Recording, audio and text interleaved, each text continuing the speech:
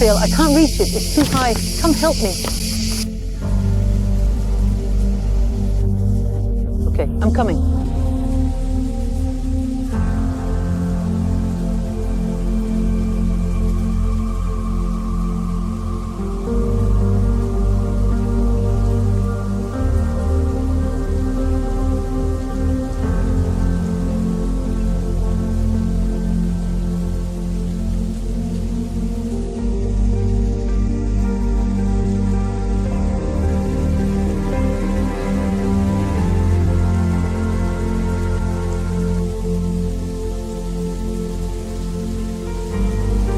Raphael, why do you look so sad?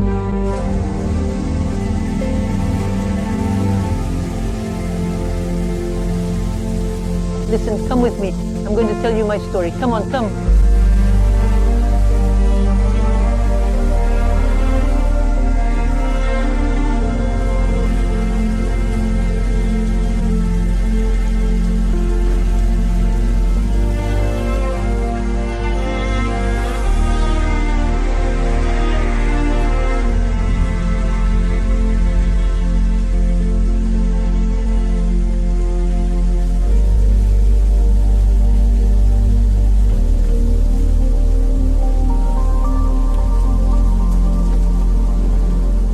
Raphael, it's truly sad. I see that you're sad, and I'd like to tell you my story because I too, when I was younger, I made mistakes. And those mistakes led me to despair. So I'd like to tell you a bit of my story so that you can take a little courage from it. Because what the Lord has done for me, He can do for you. So I'd like to tell you something. First, when I was young, I was born Catholic. I was a believer, I had a Catholic family, all of that. But I was missing something, not knowing the Word of God. And when I was invited by friends to practice spiritualism, to turn tables, call on spirits, ask questions, divination, all of that, I fell right into the trap, not knowing that there is a Word of God that says, these things are an abomination before my faith. So I did that. For several years, I practiced a bit of spiritualism. I found it interesting, you see, like many young people today. And then when I went to India, I was 24 years old, and there I met someone, an astrologer, let's say, who was very well known, and he offered to do my astrological chart and tell me about my life. So I went to his home, and he said, give me your time of birth, your place of birth, your year of birth, all the details and so on. And then when I gave him all that information, he told me, well, I knew you were going to come to my home, and he said, in fact, I have the book of your life in my library, the book of your life in his library. I found that strange, you see.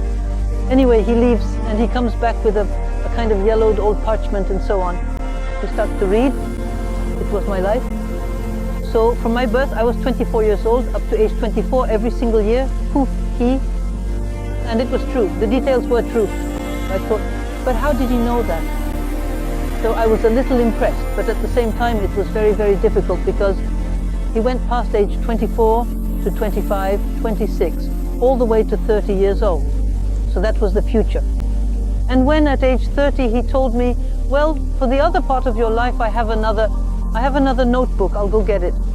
I said, no, stop. That's enough. Because in my heart I felt a terrible unease because, well, I was a believer. I knew that God was my Father, that He was my Creator, my God. You know my God, and that there was a future in heaven and all of that.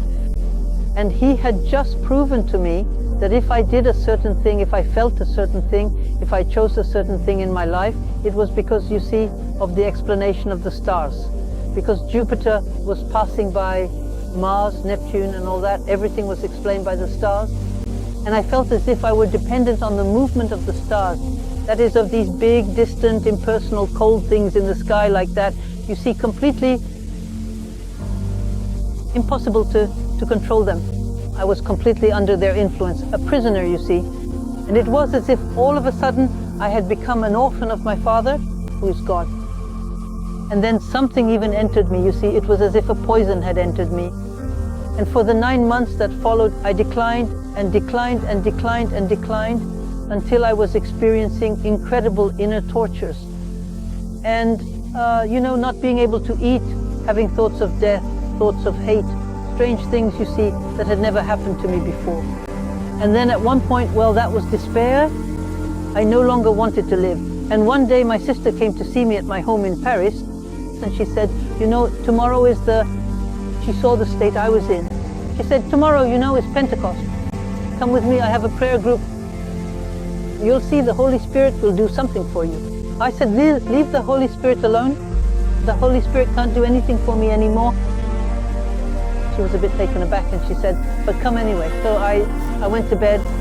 During the night, it was a dreadful suffering, a torture, as if claws were gripping my heart, you see, to crush it.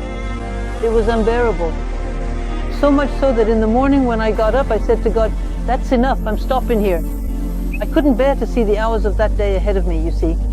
And I said, Lord, at 5 p.m., I'm warning you, I will be dead. I intended to commit suicide. I don't know why I said 5 p.m. So I had to wait until 5 p.m. to kill myself.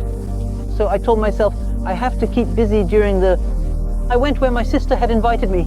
And what do I see? Young people full of enthusiasm, joy, light in their eyes, with good relationships with each other. You could feel the affection, all of that. I was truly in shock. I told myself, but these young people, this is exactly what I was looking for in life. You see, to have the light, to have the simplicity, to have this mutual affection, this peace especially, this peace that I had completely lost. But I told myself, it's too late. Before, when I was reading the Acts of the Apostles, you see, I had told myself, Lord, I promise you, when I meet people like that, I promise you I will go with them. Too late, too late. There was a chasm of death between those people and me, you see?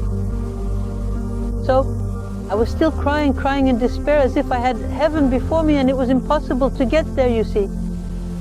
So we had one of the prayer meetings, all that well. I was crying. I followed my sister around like a little puppy, you see. It was really, and people tried to help me, but nothing worked. Then at one point, there was a prayer assembly around 3:30, 4 o'clock. And during the prayer assembly, I was there next to my sister, and the lady arrived late.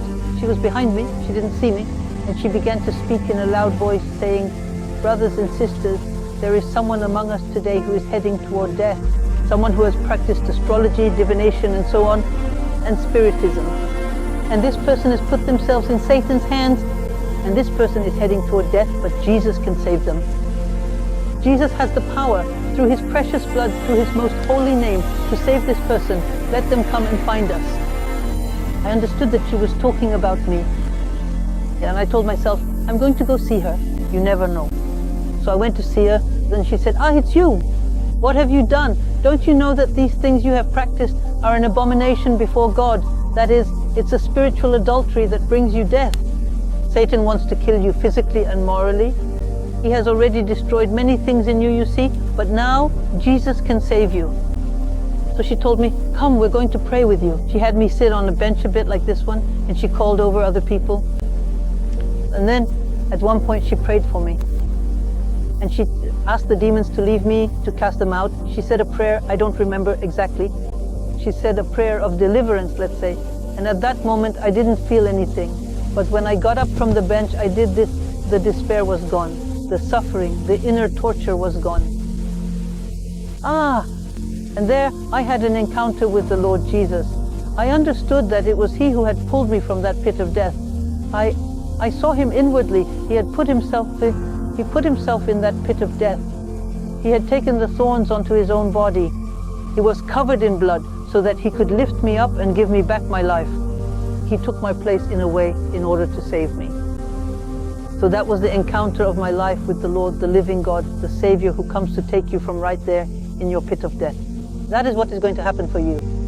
So I'll continue So I met Jesus, and it was like rivers of living water that came, you see, they quenched my soul, quenched my heart. Life came back, truly. Rivers of life came back into me. I found the joy of living again and all that. It's incredible. My life changed completely. I told myself, well, there you have it, the Lord. I had an appointment at 5 in the evening with death, and it was he who came, the Savior. Instead of death, I found my Savior. I found Jesus. So you see, he came to get me from my pit of death. And since then I've said, Lord, since you came to get me, from now on, my life will be completely for you. That's when I gave my life to the Lord. So I'm I'm telling you this because first a little explanation. Everything from the past, just that fortune teller, in fact, he was a kind of sorcerer, a diviner who dealt with Satan, because how did he know all that information? It surely wasn't in his book, you know, you shouldn't believe that. So this person explained to me that Satan had shown him my life, because Satan is an angel. He knows the past, he doesn't know the future. So he told me everything was false about the future. So you see, fortunately. And so after that experience, I walked in faith, and then the Lord truly healed my heart. And then, well, I consecrated myself to the Lord. Now I have a life with him. It's wonderful. All this to tell you that there are many young people who fall into the trap of everything the world offers us, which are poisons. That's why the Word of God can be a light for your path, you see? It's in Deuteronomy that you will find these words. You shall not do what the peoples around you do. You shall not practice divination, palmistry, and all those things, spiritism, all of witchcraft, you know. It is an abomination before me because it brings death, and God wants you, the living God. So take courage, okay, because I know you have practiced bad things in your life. This is the result. Now you have this sadness, this oppression. But what the Lord did for me, he will do for you. We're going to look at all these things closely. We're going to pray for you, and then rejoice because Jesus is your Savior. And all I'm going to ask the Lord is that you have a loving encounter with him, that the Lord becomes your intimate friend, your best friend, and you'll see, poof, the sadness will go away like smoke, you see, and because the Lord wants you to be happy. So rejoice, it's going to work out. The Lord is with you. And now here, to console you, I'm going to give you some plums. Go on, eat this. There, a very good plum from the garden.